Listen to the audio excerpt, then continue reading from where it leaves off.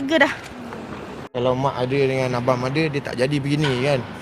Saya akan membuat rayuan lah di Mahkamah Tinggi sebab ada beberapa fakta yang tidak betul daripada tadi tu yang kita nampak. Selepas sampai 2 tahun, akhirnya balok abang menang dalam kes fitnah yang difailkan terhadap adik iparnya Ali Putih. Sehubungan itu, Ali Putih diperintahkan membayar ganti rugi kepada Nur Hidayah sebanyak RM60,000. Alhamdulillah, hari ini Tuan Hakim Mahkamah telah memberikan satu keputusan yang mana ianya berpihak kepada anak guam kami. Tuntutan keluarga arwah abang itu dan juga Syed Ali terhadap anak guam saya Puan Hidayah hari ini telah ditolak dengan kos. Manakala tuntutan kami iaitu Puan Hidayah terhadap Ali Putih telah pun dibenarkan dengan kos juga. Ganti rugi sebanyak RM60,000 telah pun di-awardkan oleh mahkamah untuk dibayar oleh Ali Putih kepada Puan Hidayah. Ya, kami percaya keputusan itu telah membersihkan segala kata-kata negatif yang telah dilemparkan kepada anak guam sebelum ini, dan kami berharap selepas ini tak ada lagi lah unsur-unsur negatif atau kata-kata negatif dilemparkan kepada Puan Hidayah. Ya. So sebelum ni ada pernyataan-pernyataan mengatakan seolah-olah ada pihak telah dianiaya oleh pihak anak guam kami. Tapi hari ini mahkamah telah menjelaskan bahawa tidak ada berlaku sebarang penganiayaan, sebaliknya yang telah dianiaya ialah anak guam kami. Anak sekarang. Saya dengan anak saya, okey. Itu saja. Hidayah nampak tadi macam mengatakan air mata kan, ada benda yang terbuku ke dan rasa lega tu. Rasa lega dah. Saya akur dengan keputusan yang dikeluarkan oleh Ketua Hakim Mahkamah. Tapi saya akan membuat rayuan lah di Mahkamah Tinggi sebab ada beberapa ayat yang tidak betul, fakta yang tidak betul daripada tadi tu yang kita nampak, dan saya akan buat rayuan di Mahkamah Tinggi. Apa fakta tak betul tu Ali? Okey, fakta yang tu saya tak boleh nak bagi tahu. Kalau saya bagi tahu dia akan mengganggu proses di Mahkamah Tinggi. Kalau saya share sekarang, benda tu akan mengganggu di Mahkamah Tinggi. Itu saja yang saya boleh bagi tahu. Keputusan hari ini kalau kita tengok berpihak kepada Puan Hidayah kan, tapi saya diberi 14 hari untuk membuat rayuan dan insya-Allah saya akan buat rayuan di Mahkamah Tinggi. Sejauh mana Ali tengok jangkaan kemenangan di Mahkamah Tinggi pula? Okey, sebab ada beberapa fakta yang tidak betul dan jadi kita akan share di Mahkamah Tinggi dan kita akan bawa benda ni ke Mahkamah Tinggi lah. Tapi apa pun keputusan hari ni saya okey. Saya akur. Saya tak ada nak marah ke nak mengamuk ke, tak ada, sebab kita hormati keputusan mahkamah lah, macam tu. Ali, dan sebelum ni kalau kita tahu Ali nampak confident kan dengan untuk keputusan hari ini, dan mungkin bila keputusan hari ini memihak kepada Hidayah, mungkin akan bersedia tak dengan kecaman netizen kat luar sana? Okey, itu word yang paling baik lah sebab benda ni dah 2 tahun. So saya dah get ready. Sebab saya pun dah cakap dengan keluarga saya kata saya dah get ready. Menang pun kita kena, kalah pun kita kena.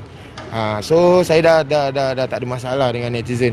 Sebab kita tahu apa yang kita buat, kita tahu apa yang terjadi, kita tahu apa yang segala-galanya yang berlaku, kita tahu. Sebab kalau saya share di media sosial lagi dan juga di press, benda ni akan menjadi masalah di Mahkamah Tinggi. Tapi kalau berkenaan dengan netizen, saya tak risau apa pun. Sekiranya keputusan di Mahkamah Tinggi juga sama hari ini, macam mana Ali? Macam mana? Okey, kes hari ini ada 2 kes. So kita akan rayu dua-dua kes. Sebabnya yang memulakan saman adalah Puan Hidayah. Jadi hari ini mahkamah memberikan ganti rugi itu terhadap kes yang dimulakan oleh Puan Hidayah.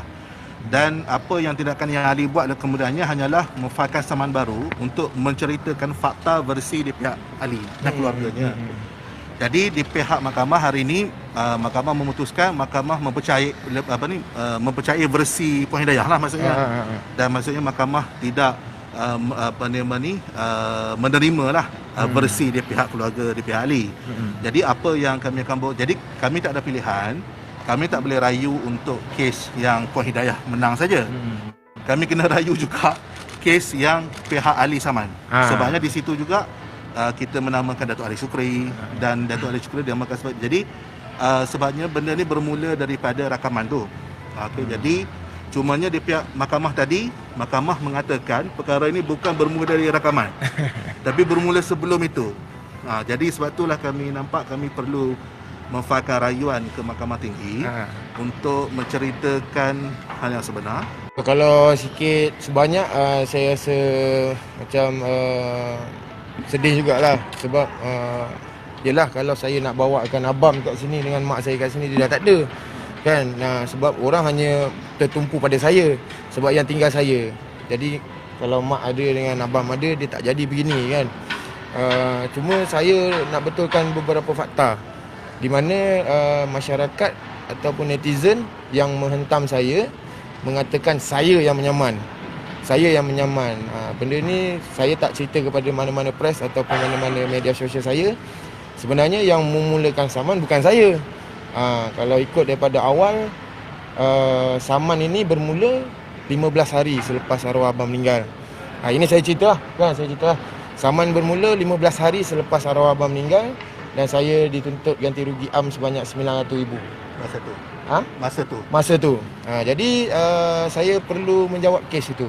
Sebab saya sudah diberi notis untuk diheritkan ke mahkamah lah berkenaan tu. Tapi saya rasa bila saya terpaksa mencari lawyer dengan keadaan yang ialah baru 15 hari. Jadi saya rasa saya perlu jawab lah dan kita menghantar saman balas. Sebab masyarakat rata-rata semua mengatakan saya yang menyaman kan. Tapi apa pun keputusan hari ni saya tak ada masalah dan saya tak ada nak masa muka ke nak kata cakap besar ke apa semua ke tak. Sebab kita ada di Mahkamah Tinggi dan kita akan buat rayuan di sana lah. Macam yang kita cakap tadi ada beberapa fakta yang perlu dibetulkan. InsyaAllah lah benda tu. Sebenarnya orang cakap benda yang sama. Saya bapa saudara saya perlu ambil tahu anak saudara saya benda tu. Sebenarnya benda tu betul, tapi saya perlu ambil tahu sebenarnya. Tapi benda tu di sebaliknya. Sebab benda ni aib keluarga. Bila saya menceritakan, orang cakap saya nak memburuk-burukkan keadaan. Tapi kita tidak diberi peluang untuk berhubung dengan anak saudara. Macam mana saya nak berhubung sedangkan arwah abang punya Instagram pun saya tak boleh buka. Kan? Saya tak boleh nak buka. Jadi apatah lagi anak arwah abang. Sebab saya tahu itu waris saya. Waris yang arwah abang tinggal. Tapi sampai satu masa saya tahu kat mana untuk saya berjumpa dengan dia. Sampai satu masa kat mana yang saya perlu ambil tahu pasal dia. Sebab saya juga ada anak kecil yang perlu dibesarkan. Sebab anak arwah abang lebih kurang umur arwah anak saya je. Anak saya yang ada sekarang sedikit sebanyak benda tu akan menjadi tanggungjawab saya benda tu. Sebenarnya anak arwah abang pun tanggungjawab saya. Tapi bila terjadinya begini, kita belum diberikan ruang untuk menguruskan benda-benda yang sepatut kita uruskan. Jadi kita tak boleh nak cakap apa-apalah kan. Sebab orang di luar boleh bercakap, orang di luar boleh berkata, orang di luar boleh memberikan komen-komen yang macam-macam. Tapi mereka tak ada apa di tempat yang saya ada. Maksudnya yang terbaru pernah diminta berjumpa tapi dihalang? Bukan. Sebab kita tidak boleh berhubung. Segala laman-laman sosial ataupun segala untuk kita berhubung tu tak ada. Terputus lah, senang cerita lah. Ambil logik je lah. Terputus. Ni bukan nak buruk-burukkan keadaan. Itu sebenarnya sebab menjadi timbul soalan pada saya. Kau tak jaga anak dia ke apa semua. Tapi yalah macam benda kita tak diberi ruang. Sebab saya risau sekiranya saya pergi akan menjadikan poin adalah kita serbu datang sesuka hati apa semua kan. Saya tak nak benda tu jadi timbul. Tapi saya hanya dapat memerhati daripada jauh je lah macam tu. Maknanya adalah usaha untuk ambil tahu keadaan Hamzah dekat Hidayah. Betul. Sebab selepas arwah abang meninggal, saya perlu galas tanggungjawab yang ada, iaitu menjaga arwah mak saya dan dengan keadaan yang sakit dan isteri saya yang mengandung dan anak saya yang ada. Jadi agak kelang kabut untuk saya menumpukan di sana sedangkan saya tertinggal yang di rumah. Macam tu. Tapi saya tahu dia di sana, dia cukup makan, dia cukup pakai, saya dah syukur. Sebab saya tak boleh tengok secara dekat, tapi saya dapat tengok daripada jauh cukup. Sebab mana orang yang tag gambar-gambar daripada saya, dapatlah saya tengok macam tu. Terima kasih kerana menonton. Kalau anda suka video ini, jangan lupa untuk like, share dan subscribe. Kita jumpa lagi dalam video akan datang.